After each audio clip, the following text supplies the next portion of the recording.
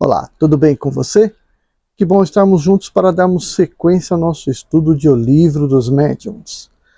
Hoje nós vamos fazer uma interpretação daquelas questões que eu venho colocando no final de cada um dos vídeos, né, desde o capítulo 2 até agora. Então, capítulo 2, 3, 4, 5, primeira parte, e capítulo 5, segunda parte. Então, nós temos aqui 15 questões para analisar. Vamos ver quantas a gente analisa hoje. Lembrando que não existe certo ou errado, né? Existem aquelas questões que vão se estando mais próximas, né, mais similares com as respostas que eu vou discutir aqui, certo? Então, pega lá seu caderninho, dá uma pausa no vídeo, pega lá seu caderninho e vamos para as nossas correções.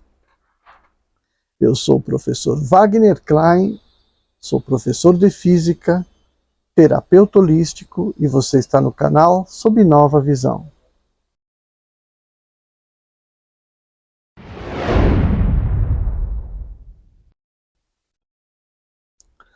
Bom, no capítulo 2 a gente tem a seguinte questão.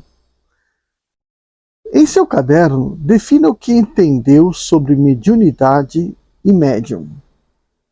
Então essa questão já é bastante complexa, né? Então vamos dar uma pequena análise sobre ela. Mediunidade. O que é a mediunidade? Então, veja,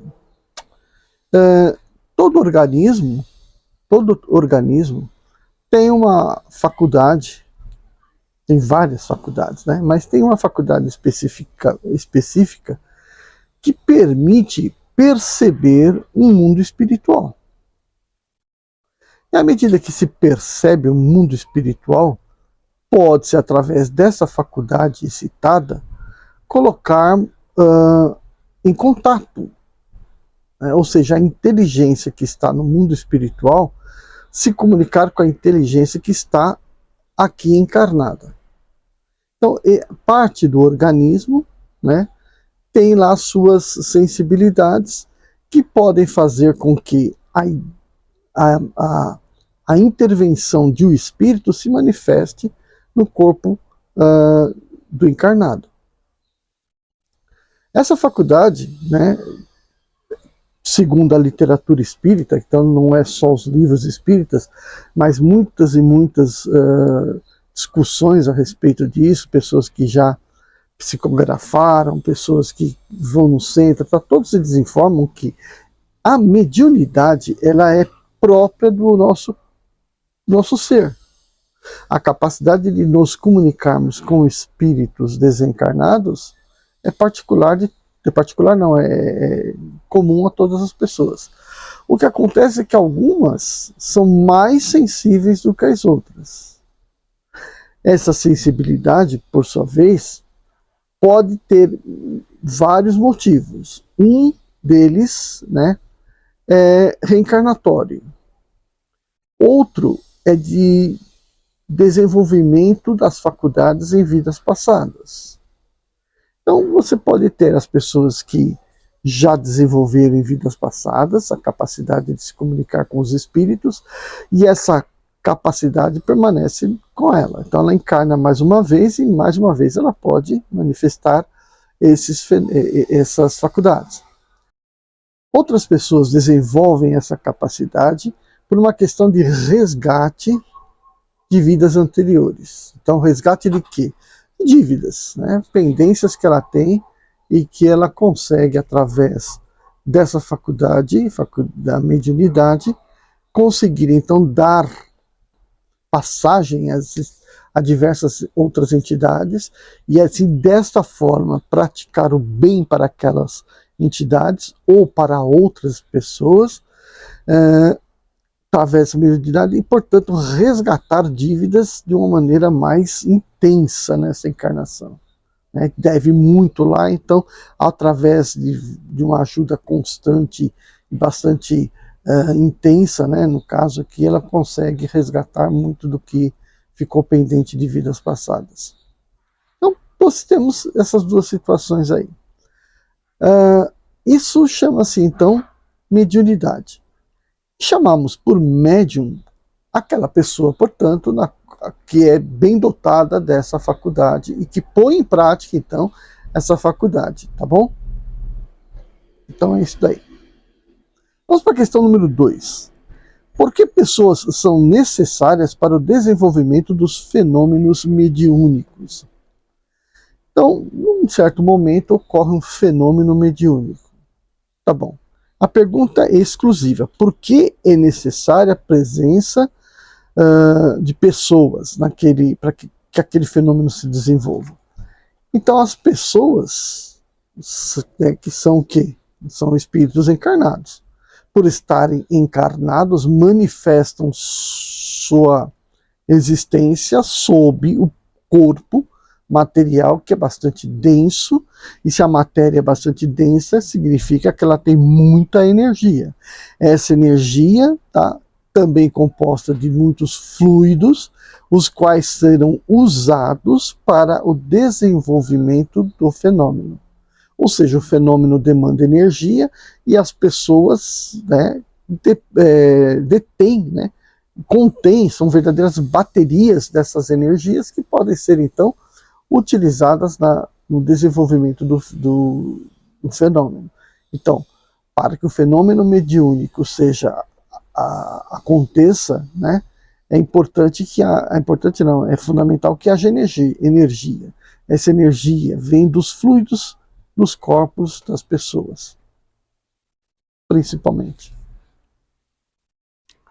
Terceiro, por que da mesa, né, na questão das mesas que se movimentavam, por que da mesa só importava a sua massa na realização do fenômeno? Então, o formato da mesa, o material da mesa, o desenho que a mesa tinha, quantos pés tinha, se era quadrado, nada disso importava. O que importava é simplesmente a massa, né? Então, por exemplo, se a mesa é uma mesa de plástico, obviamente tem menos massa do que uma mesa de madeira. É claro que na época do Kardec não tinha mesa de plástico.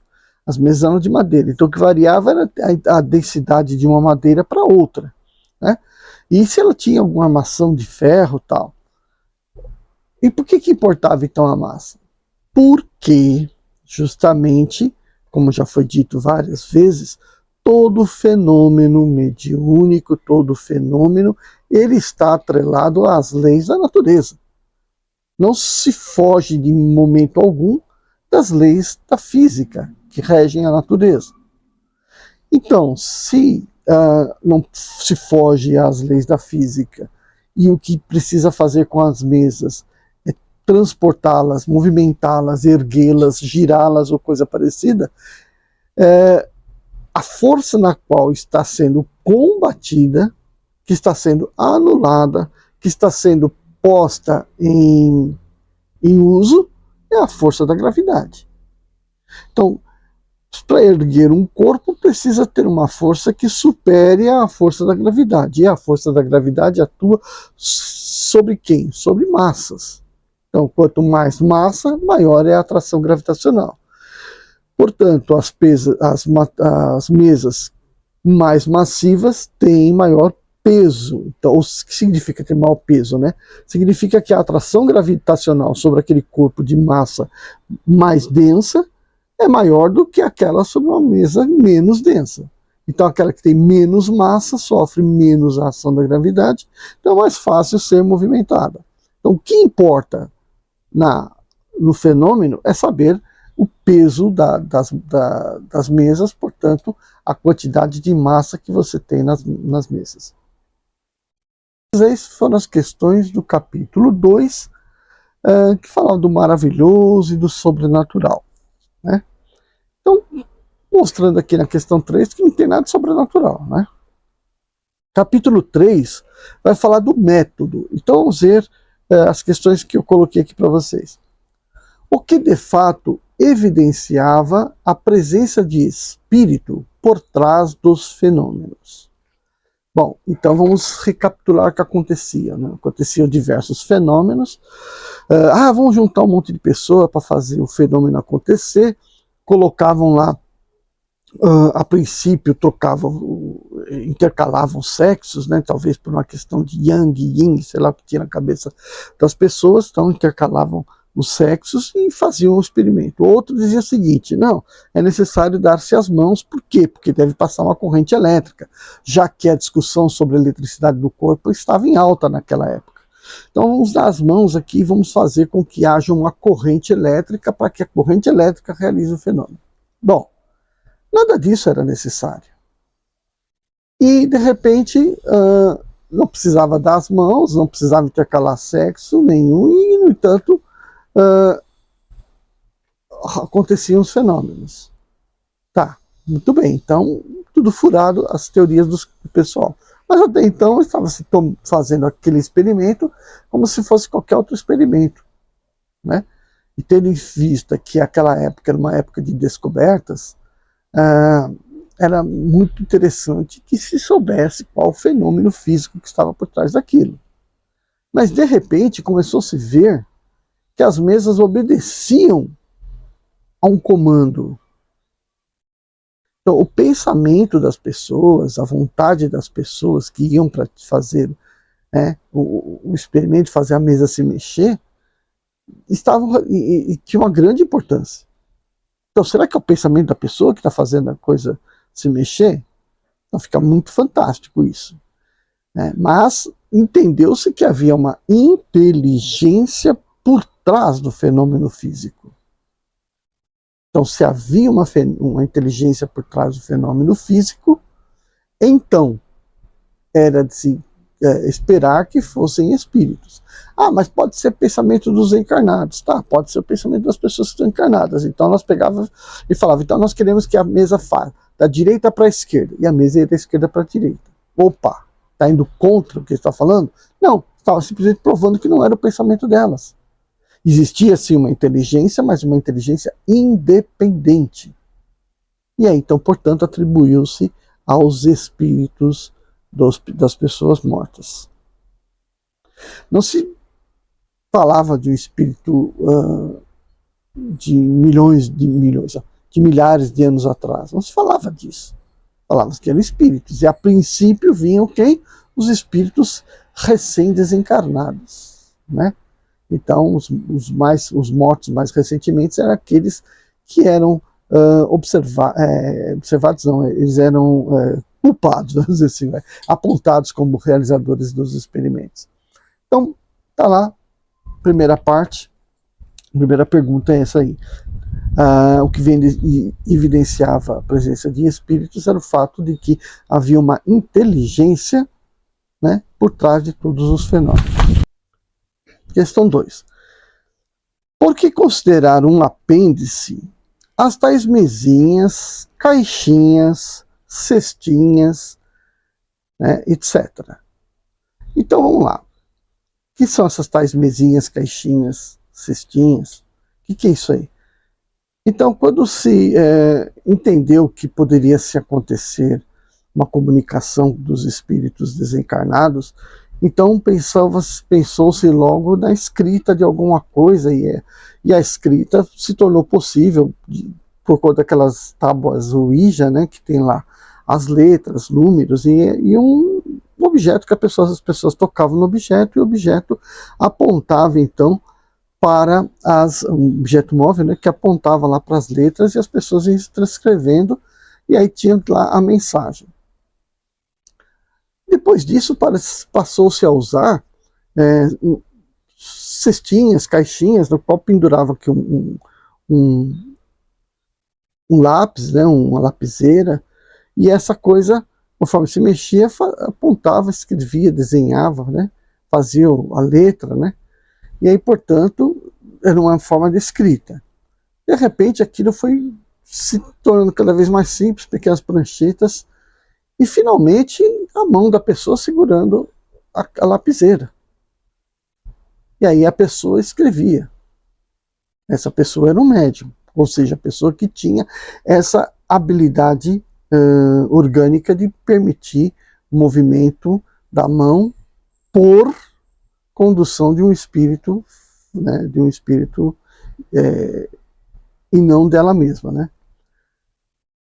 Bom, então, por que considerar apêndice aquilo? Porque todos aqueles objetos se resumia simplesmente num objeto único que seria aquele que estaria escrevendo. A verdade é que a mensagem estava sendo transmitida via médium. Então é necessário o médium. Tudo que o médium está usando ali é acessório. E o médium por si só seria o mais perfeito dos acessórios, porque quem está fazendo a comunicação é o espírito. Então o médium é aquele indivíduo que pode, de alguma forma, ele libera o seu corpo para que o espírito possa se manifestar através desse corpo. Então, portanto, até mesmo o corpo físico do médium é um acessório. Certo? Terceira, o que você pensa sobre as condições emocionais dos espíritos desencarnados como o tenente do navio? Então, essa pergunta é um pouco mais complexa. Então, o que dizia o tenente do navio, né? Uma vez que já identificaram dentro do navio o espírito de um tenente, o qual foi chamado ali na reunião para fazer perguntas, para fazer uma série de coisas, esse tenente pediu, suplicou para que as pessoas que estavam ali, mediante aquela brincadeira, aquela sessão, pagassem o capitão por uma dívida que o espírito do tenente tinha. Então veja, o espírito morreu, né? Aí o capitão vai procurar, que não lembrava, procurou nos papéis lá, encontrou a tal dívida do valor exato do que o espírito estava querendo reembolsar o capitão. Se aconteceu o reembolso ou não aconteceu, a gente não sabe, mas provavelmente deve ter acontecido, né? O que está por trás dessa história é que o espírito, quando desencarna, carrega consigo suas memórias. E essas memórias podem provocar nele um sentimento de culpa, pode provocar nele um sentimento de tristeza, de forte emoção, qualquer que seja a natureza dessa emoção. Então, para o espírito desencarnado,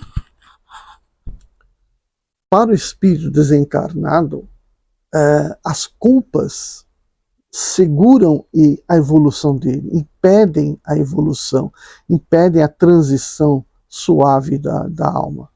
Então, se ele está devendo alguma coisa, se ele está precisando fazer, se está precisando comunicar alguma coisa, aquilo atormenta o espírito do lado de lá. De maneiras que ele estava aqui suplicando, né? Então, quanto menos você, na sua vida, puder carregar de sentimentos de culpa, de dívida, ou mesmo de alguma coisa boa que você quis fazer para alguém e não fez, né? Promessas, né? Quanto menos você ficar carregando a sua memória dessas coisas, melhor vai ser a sua transição, mais suave será essa sua transição, porque as memórias não vão lhe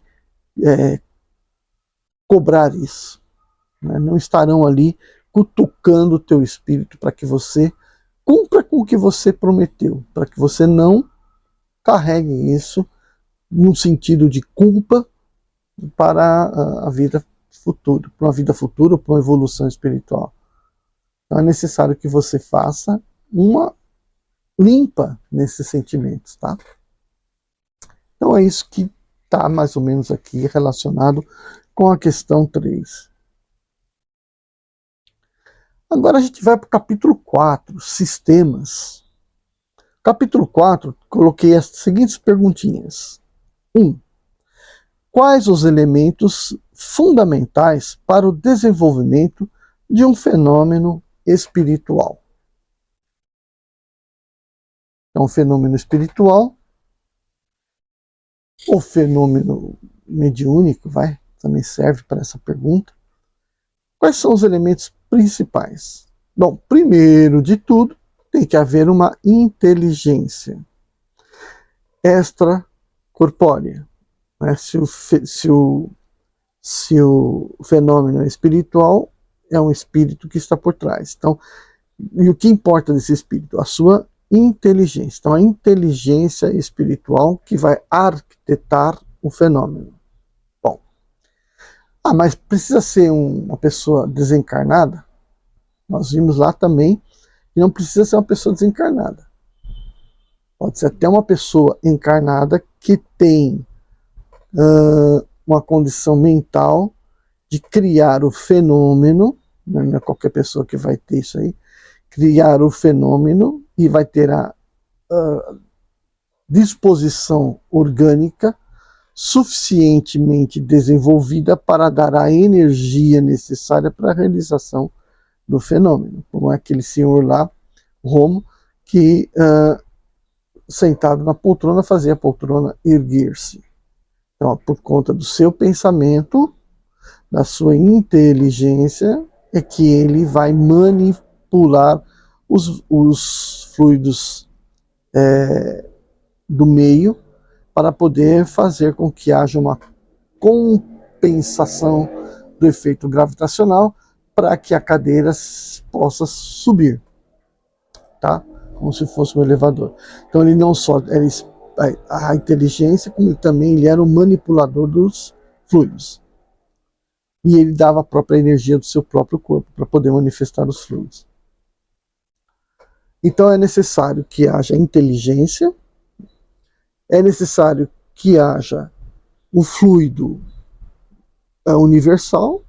Então, portanto, para cada aparato experimental, faz-se necessário uma quantidade adequada dos fluidos, né, normal.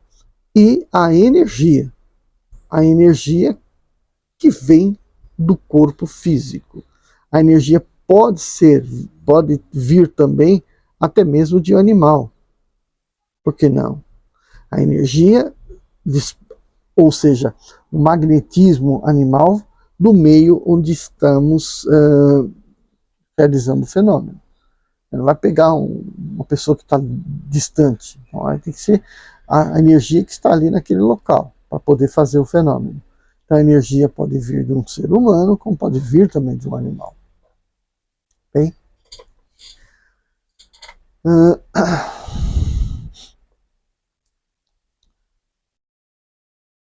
Aí na questão, ainda no capítulo 4, eu coloquei a seguinte questão. Você conhece algum conto que se assemelha ao da inteligência factícia atribuída à mesa ou à estátua? Então vamos lembrar, o que é essa inteligência factícia? É aquela inteligência que ela não é inteligente por si só, né? Ela é inteligente mediante um depósito de uma ação, de um código de ação, vamos dizer assim. Então, uma inteligência extracorpórea cria aquela ação e deposita por sua vontade em algum objeto que então realiza aquela ação. Então, o caso das cordas, quando o espírito está tocando, o espírito não está movimentando por uma força muscular, porque ele não tem músculo. Então, o que está fazendo? O espírito tem o quê? Tem inteligência. A inteligência dele que vai fluir e vai impregnar a matéria que existe ali para a ação na qual ele está desejando que aconteça, que é a tecla tocar. Então ele não sabe disso, ele ainda está achando que ele está batendo com o dedo lá dentro e fazendo força com os músculos, mas ele não tem mais músculos, muito menos seus dedos, ele tem na verdade só o perispírito, que é o veículo no qual a inteligência dele vai criar na matéria a inteligência fictícia para desenvolver o fenômeno que ele quer desenvolver. Bom, então, onde a gente já viu algumas historinhas dessas? Você deve ter assistido diversos filmes aí onde acontece esse tipo de coisa, né? Fez uma estátua andar, né, falar, ou até mesmo uma múmia matar um cara, aquelas coisas que a gente, né, deve ter visto em vários filmes e desenhos, coisas e tal. Mas tem uma que eu estava pensando quando eu fiz isso aqui, que é uma passagem parece que do Evangelho de Tomé, contando da infância de Jesus, na qual Jesus faz uns passarinhos de barro, e aí depois ele faz com que aqueles passarinhos levantem voo. Então, é claro que aquele voo não é um voo inteligente de uma ave que saiu voando para ir caçar, para ir para uma árvore, nada disso, mas o impulso transmitido pela cabeça do menino para o objeto, e o objeto então se animou. Uma animação também factícia, porque o objeto não é animado, mas ganhou aquela inteligência factícia para poder voar. Então é só esse conto aí. Mas você já deve ter pensado em outro e relatado outro aí no seu caderno. E a terceira questão era: como explicar o aumento do peso de um objeto sob essa proposta? Que proposta? Proposta de se manipular o fluido universal do meio. Então a proposta é essa. E aí o que se podia fazer? Como esse fluido universal penetra todos os corpos, atravessa todos os corpos, também é possível depositá-lo num corpo. Então, o que o espírito pode conseguir fazer é depositar o fluido vital sobre um determinado corpo. Depositar, depositar, depositar. Como se você estivesse encharcando um tecido qualquer, né? Um pano fosse encharcando, encharcando, encharcando de água, e ele vai ficando mais denso, mais pesado. Então a ideia que está por trás disso é esse fluido universal ser concentrado sobre um objeto pelas entranhas moleculares desse objeto, esse fluido ir preenchendo, preenchendo, preenchendo, né? E aí tornando o corpo mais denso e, portanto, mais pesado. Então é essa a proposta, e bastante fácil de se entender, né? Embora possa se parecer complexa no seu significado, né? Porque qual é o fluido que está sendo colocado ali, né? Se a gente sabe que o espaço tem o vácuo é o vácuo. Mas o que é o vácuo? O vácuo é a ausência de matéria. Isso não significa que não tenha nada. O vácuo 100% significa que em uma região, significa que naquela região 100% de matéria não existe. Ou seja, não tem um fragmento de matéria. Mas que matéria? A matéria que nós conhecemos, né? Composta aí por prótons e átomos, né? Formando moléculas. Então, é essa matéria que está se questionando. Nós temos uma visão de Dirac que ele propunha que o universo ele é todo composto por um mar de elétrons. Um mar de elétrons, e quando o elétron passa para uma outra condição de existência, ele deixa um vazio, que esse vazio era uma carga positiva, uma antimatéria.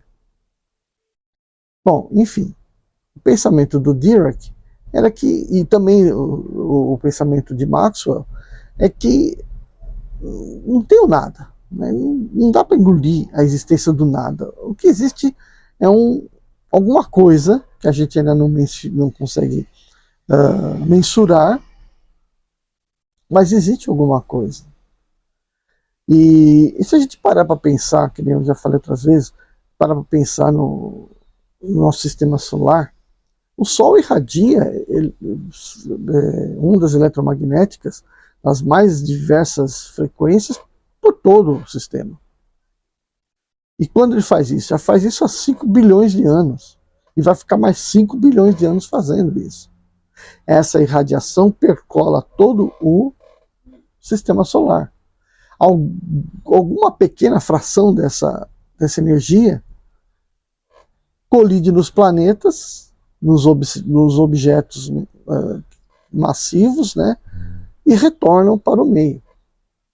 E todos os objetos, por sua vez, também emitem algum tipo de radiação na faixa do infravermelho, das ondas de rádio. Então, você tem radiação que sai do Sol, radiação que sai dos corpos, né, mas a quantidade é infinitamente pequenininha, mas que todas elas se misturam no sistema solar. Aquele espaço que a gente fala que é um vácuo.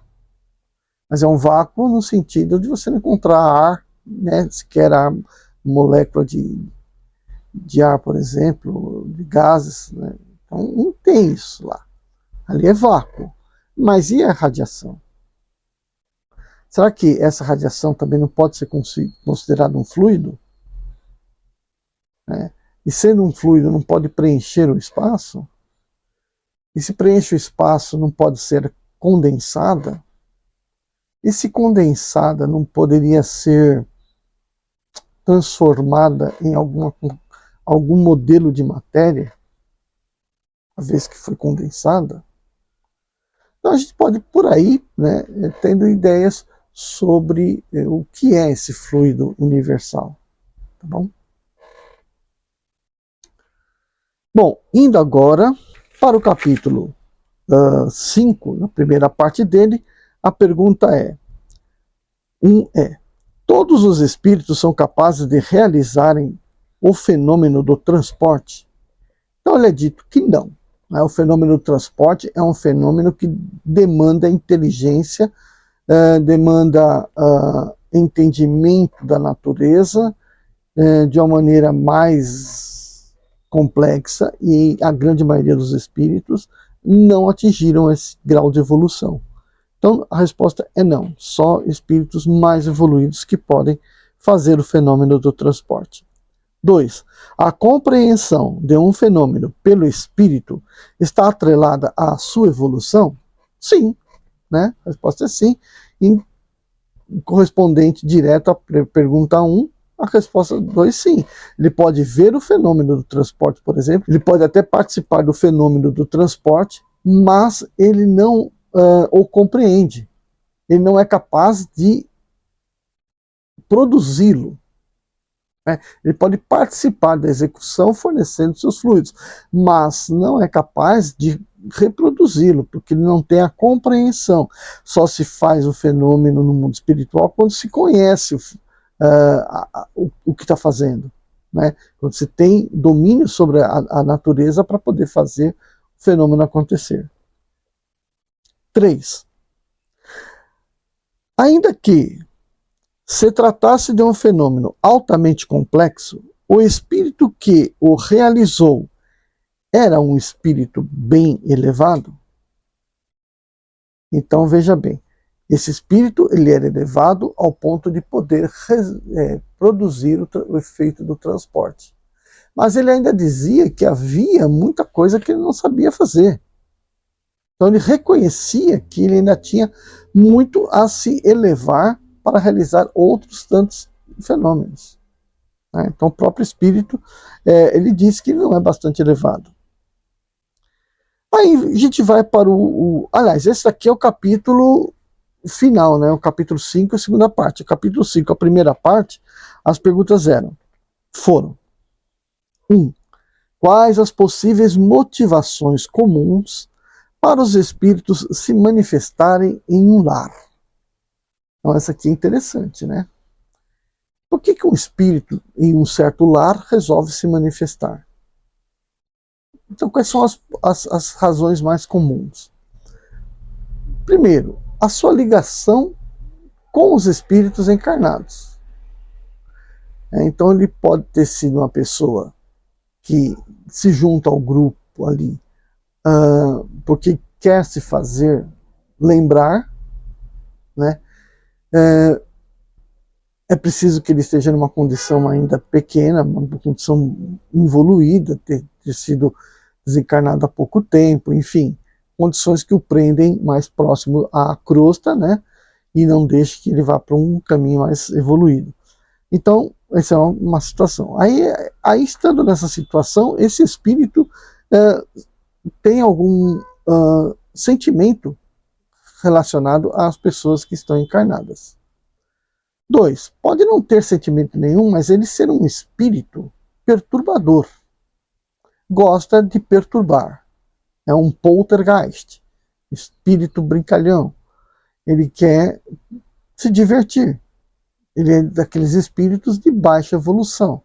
E encontra naquele recinto, naquele lar, as condições psíquicas adequadas ao sua manifestação. Ou seja, um lar desorganizado, um lar onde impera materialismo, um lar onde as pessoas não têm afetos fortes, sinceros consigo mesmo, com os demais, um lar onde não se pratica espiritualidade de forma alguma. Enfim, um lar que não pode ser nem chamado muito bem de lar, né? É um local onde pessoas vivem juntas. Na verdade é isso. Então, é um lugar propício a que aquele espírito se sinta à vontade, porque não encontra espíritos evoluídos para o expulsar dali. Porque quando o espírito ele é de baixo nível, basta que no local haja um único espírito elevado, um nível elevado, um guardião, um anjo de guarda, um Exu, seja lá qual for o termo que você gostaria de usar aí, mas alguém mais evoluído para que dissesse, opa, aqui você não vem perturbar. E aí as vibrações do local não permitem aquele espírito de adentrar aquele local. Então tá, excluímos o poltergeist, excluindo o familiar. Pode ser que esse espírito que venha perturbar seja, na verdade, um espírito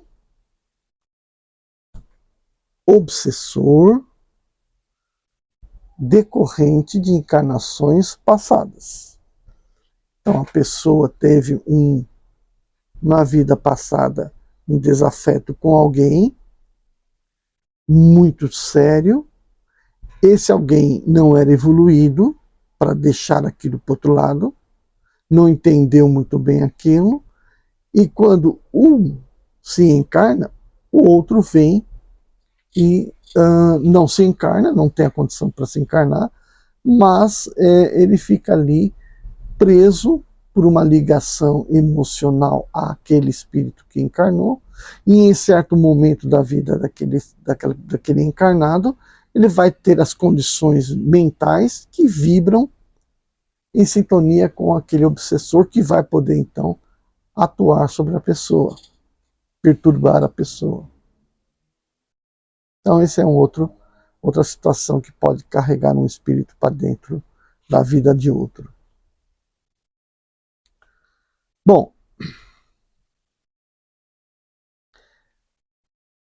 a questão número 2 foi: é necessária a presença de um médium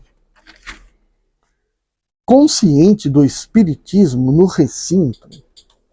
Então tem lá a manifestação espiritual.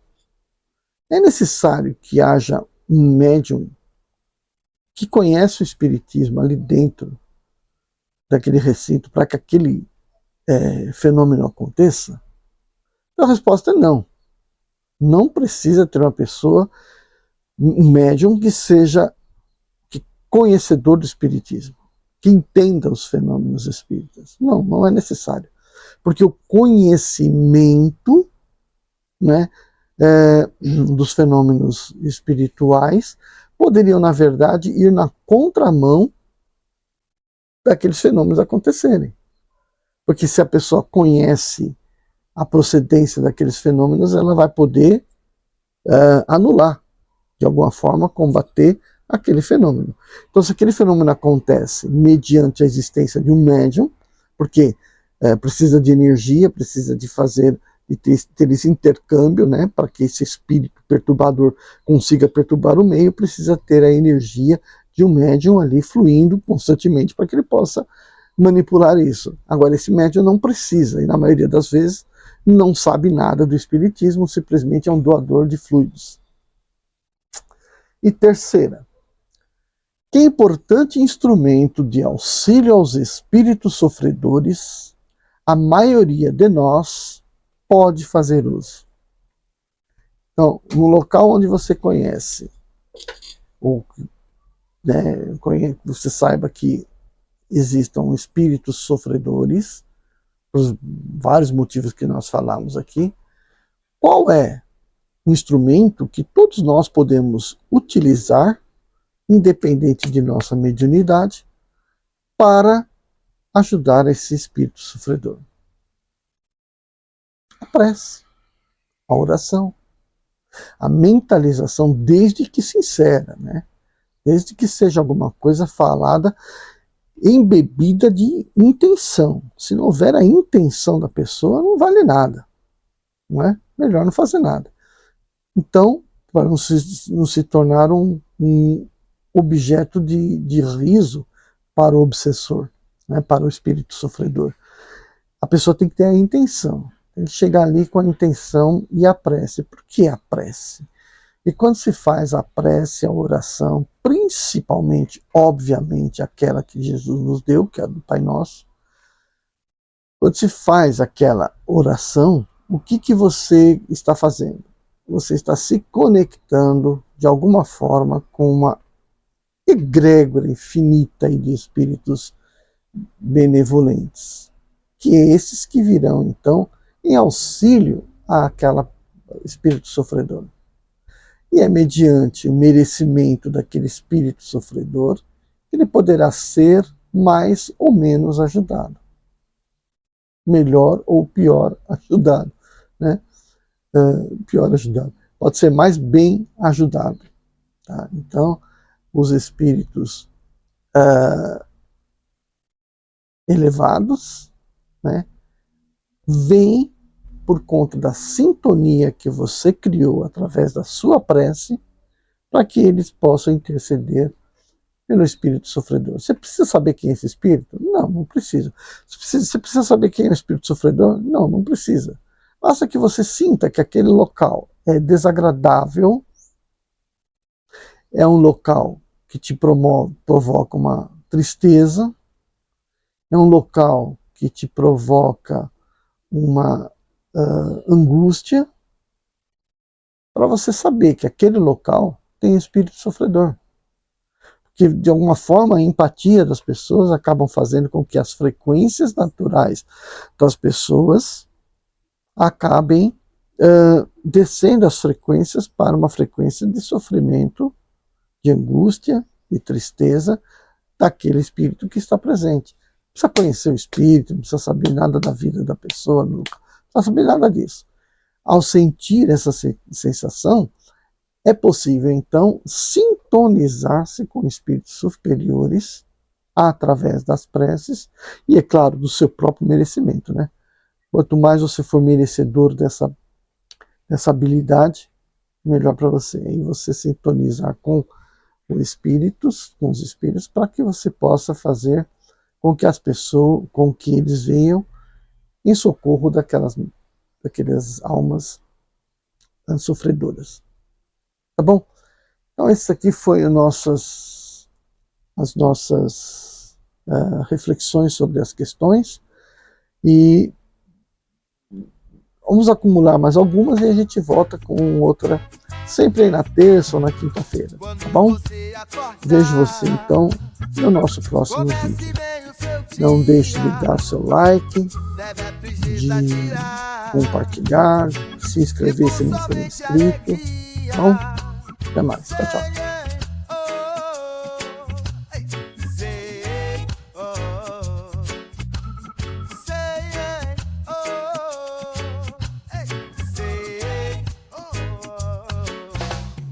Mágoa, tristeza e rancor. Quem gosta ou obsessor, se livra da coisa grudenta, vivendo